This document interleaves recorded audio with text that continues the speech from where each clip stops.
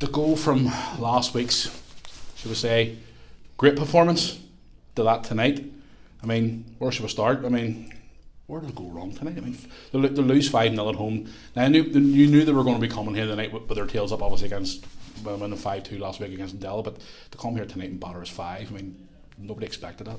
No, we didn't expect it. In fairness, it was one of them nights. Everything that could have went wrong did go wrong. The fact we found ourselves down 2-0 was a major disappointment when really we should have been ahead in the game.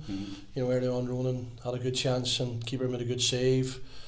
But it's been like that since I've come in fairness. But the nature in which we conceded the goals in the second half, you know, obviously that was unacceptable. You know, and we've talked about it on there. So we're really disappointed. I'm disappointed. Obviously, you know, we'll protect the players as best we can, but you know, we didn't do what we should be doing in the second half. I mean, what do you think went wrong? Do you think it was the confidence in the final third again, or where do you think that will come? Because last week the boys were just on a high, and everything we seemed to touch last week went to goal, and everything we should have scored 5 or 6 last week compared to the night. Well, I think there's a bit of complacency for definite. I maybe seen a wee bit creeping on Thursday. That was there, but when the game kicks in, you know, everything goes out the window about that. So, you know, about that kind of complacency, let's just say, and that's been happening for a period this season, obviously even before I came in. But the problem was when we conceded, it was the nature in which way we conceded, the really soft goals, and then it was the reaction after that was a disappointment, because you know people's looking around and people are fearful.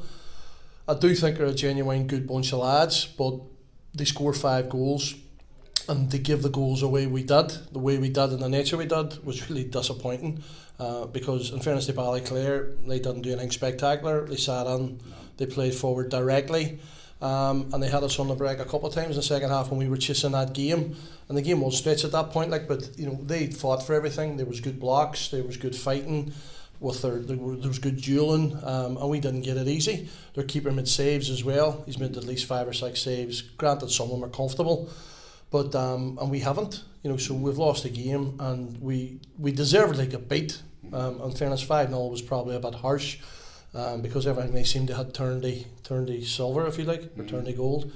But no, it's a disappointing result, disappointing night, and it's definitely something that we have to get back to brass tacks to get working on. Yeah, Scotty Davis went off in the first half, an injury. Was it a hamstring injury we're told at half time? I think I think it's his thigh. Obviously, we have to see what it is now next week when Johnny has a look at him. Fortunately, Johnny sometimes now is away with his work, so that's going to hinder him.